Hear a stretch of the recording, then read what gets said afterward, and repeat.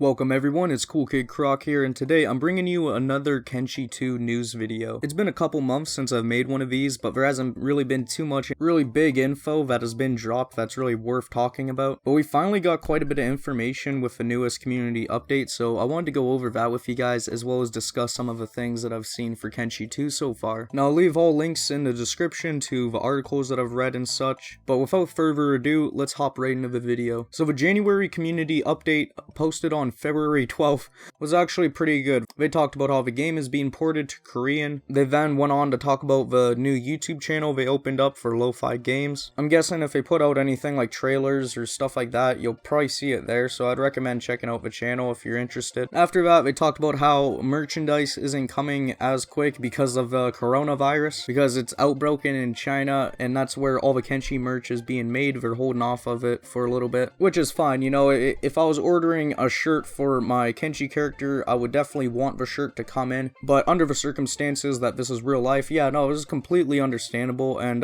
kind of smart that they're doing this. But next we have a big one. Following the announcement of Kenshi 2, the speculative floodgates opened on feature lists and lore questions, specifically how various topics in Kenshi might be explained in the events of Kenshi 2. As before, our answers will remain limited, allowing each user to explore the world and come to their own conclusions, unless we have to end any more astrophysics arguments. What we can share is some of the thoughts behind it all directly from Natalie. So the next quote comes from Natalie from Lo-Fi Games, and she says, "I'm currently working on the foundations of Kenshi's story and content, which means a lot of switching between open world design and writing world lore. I may or may have not ended up with my own endless encyclopedias of Kenshi lore at this point. First up, I've had to map out the ruins which need preserving from Kenshi 1, comparing 3 different timelines to make sure the layout and history are consistent. This takes a huge amount of time, especially working on 2 different world timelines as I go back and delve more into Kenshi's ancient history. It all helps in keeping the explorable ruins nice and interesting. Plus it helps work out the evolution of its current factions, making for some really good original cultures. So my working map right now has a bunch of overlays from the different timelines, plus the current factions' territories. Their safe-ish zones, danger zones, what the fuck zones,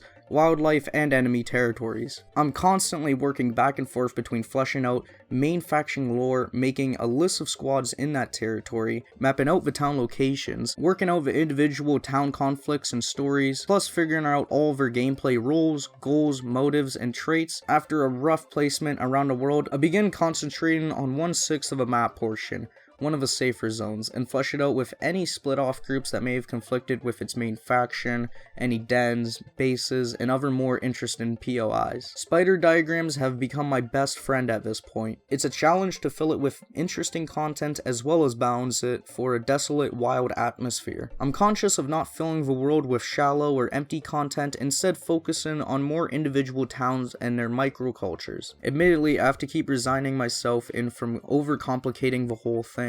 This is a sandbox game with subtle, environmental storytelling, not a heavily story-driven RPG. Feels like I've had to scrap a lot of ideas so far, but I'm starting to pick up some momentum as everything finally clicks nicely into place. World building and writing is a lot like sculpting a statue or painting. You have to constantly add, tweak, delete, repeat. It takes some patience, but it's all part of a process. And that ends off Natalie's update on what she's been working on for Kenshi 2. There's also then links for Natalie's blog, which you can go check out if you're interested in. Now I think overall the update that she's given us is pretty good. Firstly, let's start with the first paragraph where she's talking about the story content and lore. You know, I think it's very good that they're trying their best to make sure that this is all accurate. You know, honestly, I'm still learning the lore for Kenshi 1, so I haven't even looked into the other Kenshi lores, but there is a lot of it. And really trying to think of how you would do this whole process of making the world big is, I can definitely see it possible and done better than in Kenshi 1, but it is just going to be time consuming. But it's definitely good that she's looking at that. So what this could mean for Kenshi 2 is that we're most likely going to be able to expect what we got in Kenshi 1, but different. So while I can't confirm anything, I do think that they'll be bringing back a lot of the basic races in Kenshi 1, as well as I'm sure we're going to try and add some new races, not only to make this game better and just have more content overall, but to expand on the already pre-existing lore. I'm not sure if they're making new lore for Kenshi 2 or not, but I honestly wouldn't mind some new lore for Kenshi 2 if some of the ideas are really good. say, Oblivion or Skyrim, when those games came out, one of the things that made them pretty cool is that when you go into a city or town, every NPC has their own thing that they're doing usually. Now, this system isn't perfect, of course, and Kenshi does have a similar system, but it's nowhere near as good as even Oblivion or Skyrim's. Just having the NPCs, say, go to pre-existing jobs, or, you know, do things like actually eat, or stuff like that could be really interesting. Now, she said that the map is considerably bigger than Kenshi 1's. Now, that doesn't confirm that the map is going to be 2 times bigger, or 1.5 times bigger, or 3 times bigger, but what it does confirm is that we can look forward to a map that is bigger than Kenshi 1's, and seeing as I have about like 300 hours in Kenshi right now, and I've still yet to even really explore half of the map, I think. That is definitely something to really look forward to. I'm also really glad she's acknowledging that there needs to be some story in Kenshi, but it is more of an open world sandbox. You know, Kenshi isn't really like,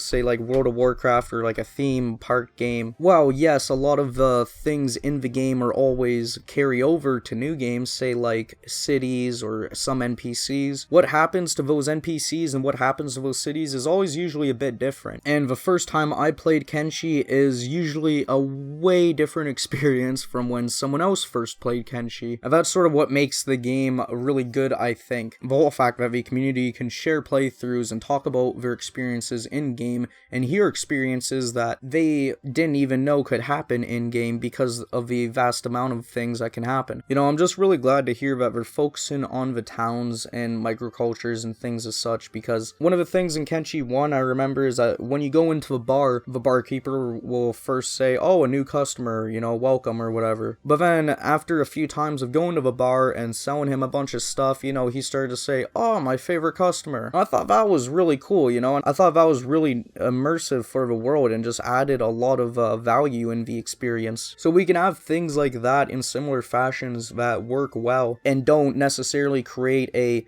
you must do this or you must do this quest type scenario. I think it can work really great. You know, I've thought about how Shadow of War did their Nemesis system, and I've really started to think about how that would go into Kenshi 2, and if they try to incorporate something like that. There's a lot of games that could use the Nemesis system or a system like it, but I definitely think if Kenshi 2 ups how factions react to each other, or say if a Dust Bandit ends up getting really strong or stronger than their leader, you know, they might end up overthrowing their leader. Not that Dust Bandits will be in Kenshi 2, but you know what I'm saying. But lastly in the article, they just ended off with saying, last month, in addition to continuing our search for a tech lead, our programming team have been working on a number of systems to help in creation of a game. This includes everything from basic camera controls and map markers all the way to physics events such as building collision. As we're still early in development, a lot of our time is laying the groundwork for certain elements of Kenshi 2 that are still under wrap. Undoubtedly, users will have a lot of fun speculating over this in the comments. We look forward to revealing more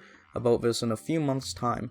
So I don't think we'll get that much news by next month, you know, but maybe in 2, 3, or, you know, 4 months, there'll be some more big news like this coming out for Kenshi 2. As the game is still just early, just gotten into development basically, I definitely can't think of a release date that would be anytime soon. But the advantage to this, of course, is that we're able to look at what we're adding into the game and we're able to give our input on the first game and such, and really try to make sure that Kenshi 2 is as good as possible. A couple things I'm hoping to hear in the next update is what kind of lead we're going to take on graphics. There's been a recent mod for Kenshi that makes the game look more like Borderlands to me. I'll throw up a few images, but it looks very nice, and I'll leave a link to the mod in the description below. But I'd really like to see what kind of art style we're going to go for Kenshi 2. I know a lot of my personal friends have said they don't like the graphics, or they don't like how clunky and shit like that looks like on Kenshi, which I completely understand. So just imagining what this game would be like with better graphics and improved systems is, the game could definitely be one of the top games of the year. That's about it for this Kenshi news video and discussion. If you guys liked the video, make sure you leave a like on it. If you didn't like it, just leave a dislike and let me know in the comment section below what you thought. If you haven't already and would like to see more content from me, make sure you subscribe to my channel. It is much appreciated. And anyways, I'll catch you guys in the next one. Peace.